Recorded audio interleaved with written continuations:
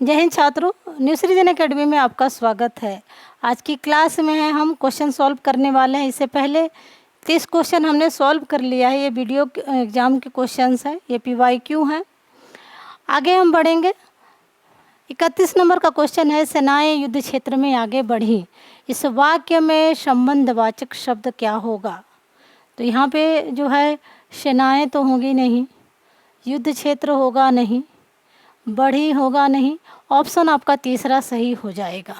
अगला प्रश्न है, मुंबई के निकट पूना है, रंगीन पद क्या है। के निकट क्या है आपका यहाँ पे, समुच्चय बोधक है, संबंधवाचक है, सर्वनाम है, संज्ञा है। तो सर्वनाम संज्ञा तो होगा नहीं, यहाँ पर जो है संबंधवाचक अव्यय होगा। अगला प्रश्न देखेंगे। अगला प्रश्न है, वह आया और मैं गया, इस वाक्य में समुच्चय बोधक शब्द क्या है। वह आया और मैं गया, इसमें से हमें क्या निकालना है, समुच्चय बोधक।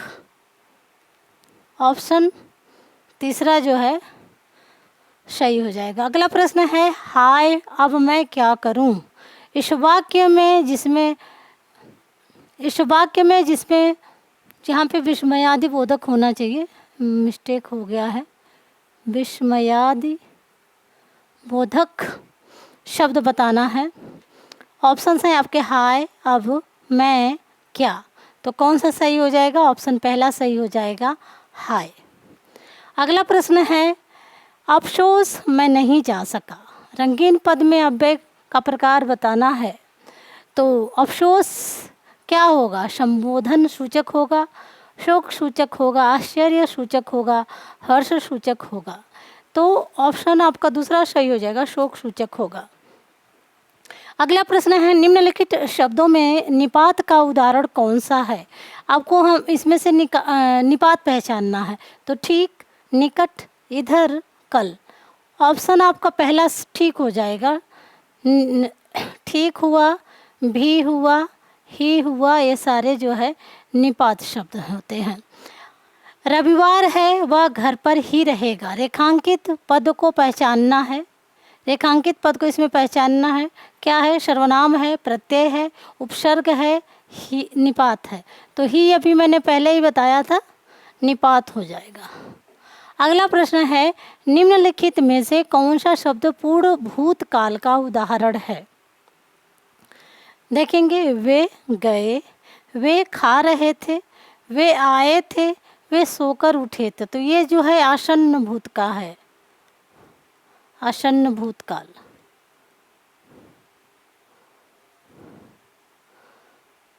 ये जो है आपका जो कॉन्टिन्यूअस कार्य हो रहा है, यानी कि अपूर्ण भूतकाल, अपूर्ण भूतकाल। वे गए, पहला ऑप्शन सही हो जाएगा। अगला प्रश्न देखेंगे, निम्नलिखित वाक्यों में से भविष्यत काल को पहचानिए। यहाँ पर जो है आपको भविष्यत काल का वाक्य पहचानना है। गाय घास चरती है, गाय घास चरती है, ये आपका वर्तमान काल हो गया। रोहन मुंबई गया था, यह जो है आपका भूतकाल का वाक्य हो गया। मैं कल घूमने जाऊंगी, यही आपका जो है भविष्यत काल का है। माँ बच्चे को पढ़ा रही है, यह जो है वर्तमान कार्य है, प्रेजेंट कॉन्टिन्यूअस। अगला प्रश्न है, मध्यम पुरुष तू का सही बहुवचन बताना है। यहाँ पे जो है जैसे आपका पुरुषवाचक सर्वनाम है,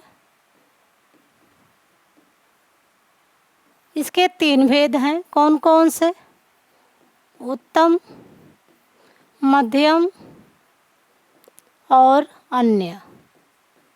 जो तू है या तुम है या फिर जो है आप है, ये सारे क्या हैं, ये सारे मध्यम पुरुष हैं।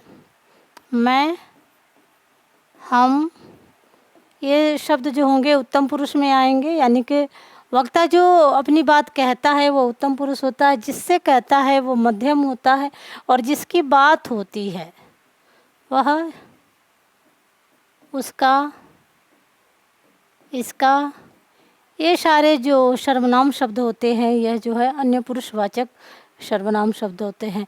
यहाँ पे जो है तू को फोकस किया गया है, तो तू का बहुवचन क्या होगा? ऑप्शंस हैं आपके, आप लोग, तुम लोग, हम, ये लोग। तो ऑप्शन आपका दूसरा सही हो जाएगा, तुम लोग। आगे हम देखेंगे, अगला प्रश्न है निम्न में भूतकाल का उदाहरण है। यहाँ पे हमें भूतकाल का उदाहरण पहचानना है। ऑप्शन है आपके, मैं चाहता हूँ, राम घर गया था, वह आ रहा है, वह पुस्तक पढ़ेगा। तो ये जो है भविष्यत काल है, वह आ रहा है, ये वर्तमान काल है, राम घर गया था। ऑप्शन दूसरा वाला सही हो जाएगा। अगला प्रश्न है जिस वाक्य में कर्म के अनुसार क्रिया में परिवर्तन होता है उस वाक्य को कहते हैं। जिस वाक्य में कर्म के अनुसार क्रिया का परिवर्तन होता है उसे क्या कहेंगे? उस वाक्य को क्या कहेंगे? कर्तृवाच्य कहेंगे, कर्मवाच्य कहेंगे, भाववाच्य कहेंगे। तो यदि जो कोई भी वाक्य है अगर उसमें कर्ता की प्रधानता है, यानी कि जो वाक्य है वह कर्ता के अनुसार है, कर्ता की प्रधानता है, तो फिर वहाँ पे हो जाएगा कर्तृवाच्य। लेकिन यदि जो है कर्म की प्रधानता है तो फिर वहाँ पे कर्मवाच्य होगा। भाव की अगर प्रधानता है, जैसे मुझे उठा नहीं जाता, मुझे पढ़ा नहीं जाता, मुझे चला नहीं जाता, तो ये जो है ऐसे जो वाक्य होंगे वो किसके अंदर आएंगे? भाववाच्य। फिलहाल इस प्रश्न का आंसर जो हो जाएगा कर्मवाच्य, क्योंकि जिस वाक्य में कर्म के अनुसार यानी कि कर्म को प्रधानता दी जा रही है तो फिर वहाँ पे कर्मवाच्य होगा। अगला प्रश्न है किस समास में पहला पद संख्यावाचक होता है? अव्ययी भाव समास में, द्विगु समास में, द्वंद्व समास में और कर्मधारय समास में। तो समास समझ लेंगे। समास किसे कहते हैं? शब्द जो होते हैं कैसे कैसे बनते हैं? संधि से बनते हैं, संधि से, समास से बनते हैं, उपसर्ग से बनते हैं और प्रत्यय से बनते हैं। ये तो पहले शब्द की संरचना हो गई कि यह जो है संधि से बनेगा, समास से बनेगा, उपसर्ग से बनेगा और प्रत्यय से बनेगा। संधि में क्या होगा? दो वर्णों का मेल होगा, दो वर्णों का मेल। समास में दो या दो से अधिक शब्दों का मेल होगा।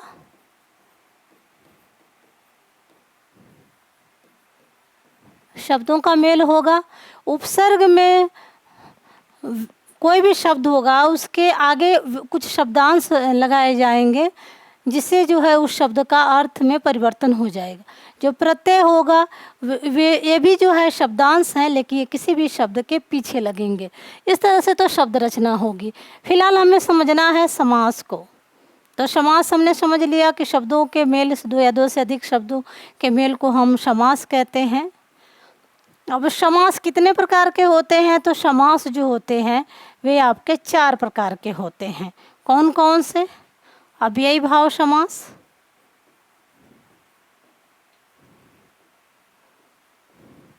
अव्ययी भाव समास हो जाएगा आपका, जिसमें प्रथम पद प्रधान होगा, प्रथम पद प्रधान होगा या फिर अव्यय होगा। दूसरा है इसका आपका जो है द्वंद्व समास, या इसको हम यहाँ पे नोट कर लेते हैं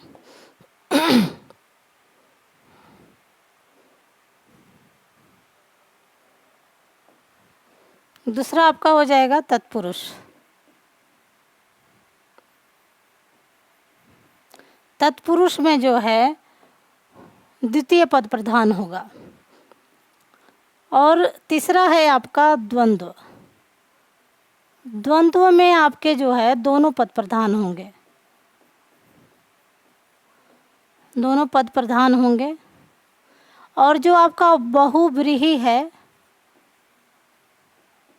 बहुव्रीहि, बहुव्रीहि जो है यहाँ पे वह होगा, बहुव्रीहि जो आपका समास होगा इसमें अन्य पद प्रधान होगा या फिर कोई तीसरा पद प्रधान होगा। तत्पुरुष में दूसरा पद प्रधान होगा। अब जो तत्पुरुष समास है इसके भी जो है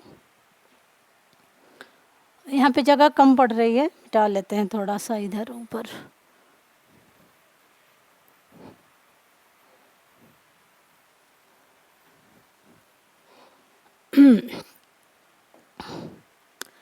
जो आपका तत्पुरुष है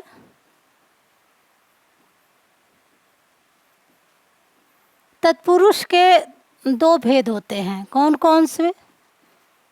द्विगु और कर्मधारय।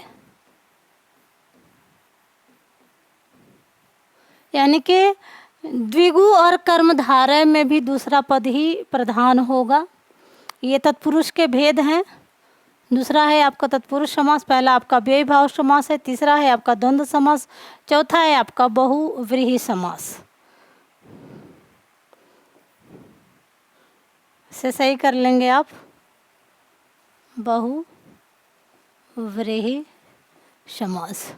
तो कर्मधारय समास में द्विगु जो समास होगा ये इसमें जो है संख्यावाची होगा, यानी कि इसमें जो प्रथम पद होगा उसमें संख्याएं होंगी, और जो कर्मधारय होगा इसमें जो है विशेष्य और विशेषण दिखाई पड़ेंगे। यानी कि एक शब्द जो है, एक पद जो होगा वह विशेषण होगा और दूसरा पद जो होगा विशेष्य होगा, या फिर जो है उपमेय या उपमान दिखाई पड़ेंगे। ऐसे शब्द जो हैं वह कर्मधारय के अंतर्गत आएंगे। तो ये तो है आपके समास, जिनका अगर पूछा जाए प्रकार कितना है तो 4 प्रकार के हैं। अगर पूछा जाए कि मुख्य रूप से पूछा जाए तो 4 प्रकार के हैं, ऐसे पूछा जाए तो 6 हैं। फिलहाल पहले तो है हम इसे 6 पढ़ते थे, लेकिन अब जो है इसे हम 4 की संख्या जानते हैं, क्योंकि तत्पुरुष के अंतर्गत द्विगु और कर्मधारय आते हैं जो कि 5वीं और 6ठी संख्या बनाते हैं। तो प्रश्न आपका है कि किस समास में पहला पद संख्यावाचक होता है? तो संख्यावाचक किस में होगा? द्विगु में होगा। तो यहाँ पे देखेंगे ऑप्शन आपका दूसरा सही हो जाएगा। अगला प्रश्न देखेंगे, जिस समास का पहला पद प्रधान हो उसे कौन सा समास कहते हैं? जिस समास का पहला पद प्रधान हो, तो मैंने पहले ही बता दिया कि पहला पद मैंने पहले ही समझा दिया कि अव्ययी भाव जो समास होता है वो यहाँ दिखाई पड़ रहा है आपका ऑप्शन तीसरा, यही जो है जिसमें पहला पद प्रधान होता है या फिर जो है पहला पद अव्यय होता है। अगला प्रश्न देखेंगे, अगला प्रश्न है पंचवटी में कौन सा समास है? तो पंचवटी, यहाँ पे पंचवटी यानी कि 5 वटों का समाहार, ऐसा वन जिसमें 5 वट के पेड़ हैं, वृक्ष हैं। तो ऑप्शन से कौन सा सही होगा? बहुव्रीहि समास, द्वंद्व समास, द्विगु समास, तत्पुरुष समास।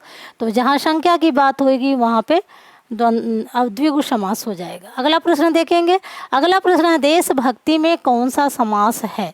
शब्द है आपका देशभक्ति। अब इसमें समास आपको पहचानना है, अव्ययी भाव समास तो होगा नहीं, तत्पुरुष समास यही हो जाएगा, क्योंकि देश से भक्ति या देश की भक्ति। अब बहुव्रीहि में तो अन्य पद प्रधान होता है, और द्वंद्व समास में जो है दोनों पद प्रधान होते हैं। अगला प्रश्न है यथा संभव में कौन सा समास है? तो यहाँ पे देखेंगे पहला पद प्रधान है तथा अव्यय है, तो कौन सा सही हो जाएगा? पहला ऑप्शन ही सही हो जाएगा, अव्ययी भाव समास। अगला प्रश्न है परमेश्वर में कौन सा समास है? तो ईश्वर कैसा है? परम है। यहाँ विशेषण और विशेष्य की बात हो रही है, या उपमेय या उपमान की बात हो रही है, तो कौन सा होगा? द्वंद्व होगा, कर्मधारय होगा, यही आपका ऑप्शन दूसरा सही हो जाएगा। अगला प्रश्न है मुंबई में गगनचुंबी इमारतें बहुत हैं, रंगीन पद में कौन सा समास समाहित है? तो गगन को चूमने वाली इमारतें, ऑप्शन आपका पहला, जहाँ पे जो है विभक्तियों का लोप हो रहा है, परसर्ग का लोप हो रहा है, तो वहाँ पे तत्पुरुष समास हो जाता है। कर्मधारय में विशेषण विशेष्य बात होते हैं, द्विगु शंखावाची होता है, अव्ययी भाव समास में प्रथम पद प्रधान होता है या फिर अव्यय होता है।